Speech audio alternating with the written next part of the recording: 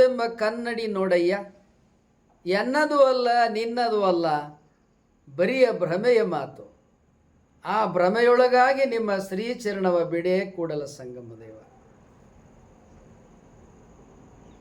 ಈ ವಚನದೊಳಗೆ ಬಸವಣ್ಣನವರು ನನ್ನ ತನು ಮನ ಧನ ಇವುಗಳನ್ನೇ ಕನ್ನಡಿ ಅಂತಾರೆ. ಅಂದರೆ ನಮ್ಮನ್ನು ನಾವು ಅವಲೋಕನ ಮಾಡ್ಕೊಳ್ಳೋಕೆ ಯಾವಾಗ ಆರಂಭಿಸ್ತೀವಿ ಆಗ ನಮ್ಮ ದೋಷಗಳು ಗೊತ್ತಾಗುತ್ತೆ. ಈಗ ಬಸವಣ್ಣನವರು ಇದುವರೆಗೆ ಬಹಿರ್ಮುಖವಾದ ಭಕ್ತಿಯನ್ನು ಮಾಡ್ಕೊತ ಬಂದರು, ಸಗುಣದಲ್ಲಿ ಭಕ್ತಿಯನ್ನು ಮಾಡ್ಕೊತ ಬಂದರು. ಈಗ ಅಂತರ್ಮುಖರಾಗ್ತಾ ಇದ್ದಾರೆ. ಅಂತರ್ಮುಖವಾಗಿ ಹೋಗಿ ಮತ್ತು ಅಲ್ಲಿ ಸಗುಣ ಭಕ್ತಿ ಇದೆ ಅಂತರ್ಮುಖತೆಯೊಳಗೆ. ನಂತರ ಅದು ಮುಂದುವರೆದ ಮೇಲೆ ಆಗ ನಿರ್ಗುಣ ಭಕ್ತಿ ಆರಂಭ ಆಗುತ್ತೆ. ಇಲ್ಲಿ ತನುಮನ ಧನವೆಂಬ ಕನ್ನಡಿ ನೋಡಯ್ಯ, ನನ್ನ ದೇಹ, ನನ್ನ ಮನಸ್ಸು, ನನ್ನ ಸಂಪತ್ತು ಇವೇ ನನ್ನ ಕನ್ನಡಿ ಅಂತಾರೆ. ಅಂದ್ರೇನು, ನಾವು ಹೇಗೆ ಜೀವನ ಮಾಡ್ಕೊಂಡು ಬಂದಿರ್ತೇವೆ ಅದನ್ನು ನಮ್ಮ ದೇಹ, ನಮ್ಮ ಮನಸ್ಸು, ನಮ್ಮ ಆಸ್ತಿ ತೋರಿಸ್ತಾ ಇರ್ತದೆ. ಈಗ ಅವನು ಭಾಳ ಗಳಿಸಿರ್ತಾನೆ, ನ್ಯಾಯಯುತವಾಗಿ ಗಳಿಸಿದರೆ ಜನ ಒಳ್ಳೆ ಮಾತಾಡ್ತಾರೆ, ಅನ್ಯಾಯದ ರೀತಿಯಲ್ಲಿ ಮಾತಾಡಿದರೆ ಅದು ಬೇರೆ ಮಾತಾಡ್ತಾರೆ. ಅದೇ ಕನ್ನಡಿ. ಅಂದರೆ ಕನ್ನಡಿ ಏನಪ್ಪ ಅಂತೇಳಿದರೆ ನಾವೇನು ಅಂತ ಅದು ಪ್ರತಿಬಿಂಬ ಮಾಡ್ತದೆ. ಹಾಗೆ ನನ್ನ ದೇಹ, ನನ್ನ ಮನಸ್ಸು, ನನ್ನ ಸಂಪತ್ತು ನನ್ನ ಅಧೀನದಲ್ಲಿ ಇದ್ದಂಥ ಕಾಲದೊಳಗೆ ಕನ್ನಡಿಯಾಗ್ಯಾವು ನಾ ಏನು ಅನ್ನೋದನ್ನು ನಾವು ವಿವರಿಸ್ತವೆ. ಅದನ್ನು ಇಲ್ಲಿ ಹೇಳ್ತಾ ಇದ್ದಾರೆ. ಚೆನ್ನಾಗಿದೆ ವಚನ. ತನುಮನ ಧನವೆಂಬ ಕನ್ನಡಿ ನೋಡಯ್ಯ, ಎನ್ನದು ಅಲ್ಲ ನಿನ್ನದು ಅಲ್ಲ ಬರಿಯ ಭ್ರಮೆಯ ಮಾತು. ನಾವೆಲ್ಲ ಏನು ಅಂದ್ಕೊಂಡಿದ್ದೇವೆ, ಈ ತನು ಮನ ಧನ ನನ್ನವು ನನ್ನವು ನನ್ನವು ಅಂದ್ಕೊಂಡಿರ್ತೀವಿ.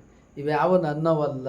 ಈಗ ಬಸವಣ್ಣನವರಿಗೆ ಆ ಪರಮಾತ್ಮ ನಿರಾಕಾರ ನಿರ್ಗುಣ, ಈ ಜೀವನು ಎಲ್ಲಿಂದ ಬಂದಿದ್ದಾನೆ ಏನು ಇದನ್ನು ಮೆಟಾಫಿಸಿಕ್ಸ್ ಅಂತಾರೆ, ಆಧ್ಯಾತ್ಮ. ಆ ಕಡೆಗೆ ಹೊರಳ್ಕೊಳ್ತಾ ಇದ್ದಾರೆ. ಈ ದೇಹ, ಈ ಮನಸ್ಸು, ಈ ಸಂಪತ್ತು ನನ್ನದೂ ಅಲ್ಲ ನಿನ್ನದೂ ಅಲ್ಲ. ಆ ಭ್ರಮೆಯೊಳಗಾಗಿ ನಿಮ್ಮ ಶ್ರೀಚರಣವ ಬಿಡಿ. ಈಗ ಅವ್ರಿಗೆ ಗೊತ್ತಾಗಿದೆ. ಯಾಕೆಂದರೆ ಈಗ ಅವ್ರ ಮೆಚುರಿಟಿ ವಯಸ್ಸು 70 ವಯಸ್ಸಿಗೆ ಬಂದವ್ರೆ. 70ನೇ ವಯಸ್ಸು ಬಹಳ ಮಾಗಿದ ವಯಸ್ಸದು, ಬಹಳ ಜ್ಞಾನ ಇರ್ತದೆ. ಅಂಥ ವಯಸ್ಸಿನಲ್ಲಿ ಅವ್ರೇನು ಹೇಳ್ತಾರೆ, ಎನ್ನದು ಅಲ್ಲ ನಿನ್ನದು ಅಲ್ಲ ಬಯಲ ಭ್ರಮೆಗೆ ಒಳಗಾಗಿ. ಇದುವರೆಗೆ ನಮ್ಮ ಜೀವನ ಬಯಲ ಭ್ರಮೆಗೆ ಹೋಯಿತು. ನಂದು ನಂದು ನಂದು ನಂದು ಅಂತೇಳಿ, ನಾನು ನಂದು, ನನ್ನ ಮಡದಿ, ನನ್ನ ಮಕ್ಕಳು ಅಂತ ಅವ್ಯಾವ ನನ್ನ ಜೊತೆಲಿ ಬರಲ್ಲ ಅಂತ ಈಗ ಗೊತ್ತಾಗೋಯ್ತು. ಎನ್ನದು ಅಲ್ಲ ನಿನ್ನದು ಅಲ್ಲ ಬಯಲ ಭ್ರಮೆಯೊಳಗಾಗಿ. ಈಗ ಬಸವಣ್ಣವ್ರು ಅಂತಾರೆ, ಕೂಡಲ ಸಂಗಮ ದೇವ ನಾ ನಿಮ್ಮ ಶ್ರೀಚರಣವ ಬಿಡಿ. ಕೂಡಲ ಸಂಗಮ ದೇವರೇ, ನಾನು ನಿಮ್ಮ ಪಾದಕಮಲವನ್ನು ಬಿಡುವುದಿಲ್ಲ, ಗಟ್ಟಿಯಾಗಿ ನಿಮ್ಮನ್ನು ಹಿಡಿತೀನಿ ಅಂತಾರೆ. ಇಷ್ಟಲಿಂಗವನ್ನು ಅವ್ರು ಪೂಜೆ ಮಾಡ್ತಾ ಇದ್ದಾರೆ. ನಿಮ್ಮ ಪಾದಕಮಲ ಅಂದರೆ ನಾನು ಆಧ್ಯಾತ್ಮ ಅನುಭವದ ಭಕ್ತಿಯನ್ನು ನಿರಂತರವಾಗಿ ಮುಂದುವರಿಸ್ಕೊಂಡು ಹೋಗ್ತೇನೆ. ಈಗ ಅವರು ಮೋಹದ ಮಮಕಾರದ ಗಂಟನ್ನು ಕಳ್ಕೊಳ್ತಾ ಇದ್ದಾರೆ, ತುಂಡರಿಸ್ತಾ ಇದ್ದಾರೆ. ಅಷ್ಟರ ಮಟ್ಟಿಗೆ ಅವ್ರ ಭಕ್ತಿ ಪರಿಪಕ್ವತೆಯ ಹಂತಕ್ಕೆ ಹೊರಟಿದೆ. ಹೀಗಾಗಿ ಇದು ಬಹಳ ಸುಂದರವಾದ ವಚನ. ಇದು ಬಸವಣ್ಣವರ ಒರಿಜಿನಲ್ ವಚನ. ಇದು ಯಾವುದೇ ಪ್ರಭಾವ ಇಲ್ಲಿ ಕಾಣಬರಲ್ಲ. ಯಾಕೆಂದರೆ ಅವ್ರ ಎಕ್ಸ್ಪೀರಿಯನ್ಸ್ ಅದು. 60 ವರ್ಷ ಏನು ಸಿದ್ದರಸ ಭಂಡಾರಿಯ ಕೈ ಕೆಳಗಡೆ ಕರ್ಣಿಕರ ಕೆಲಸ ಮಾಡ್ಕೊತ ಹೋಗಿದ್ರು.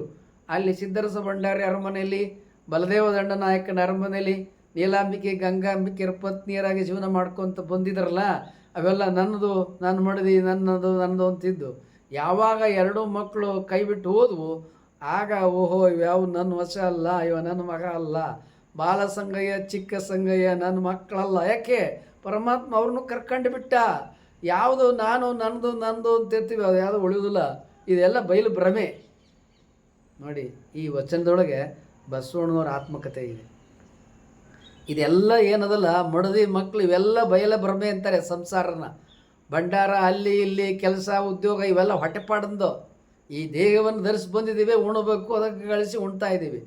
ಆದರೆ ಇವೆಲ್ಲ ಬಯಲ ಭ್ರಮೆ ಒಳಗಾಗಿ ನಾ ನಿಮ್ಮ ಶ್ರೀಚರಣವ ಬಿಡಿ. ಹೀಗೆ ಬಸವಣ್ಣನವರು ಅನುಭವದ ಬದುಕಿನಲ್ಲಿ ತಮ್ಮ 70ನೇ ವಯಸ್ಸಿನೊಳಗೆ ತುಂಬ ಪರಿಪಕ್ವತೆ ಕಡೆಗೆ ಹೊರಳ್ತಾ ಇದ್ದಾರೆ.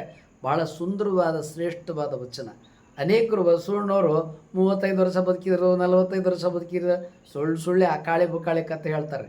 ನಾನು ಸ್ಪಷ್ಟವಾಗಿ ಹೇಳ್ತೀನಿ, ಬಸವಣ್ಣವ್ರು ಹುಟ್ಟಿದ್ದು 1104, ಅವ್ರ ಕಾಲವಾಗಿದ್ದು 1196 ಅಥವಾ 198.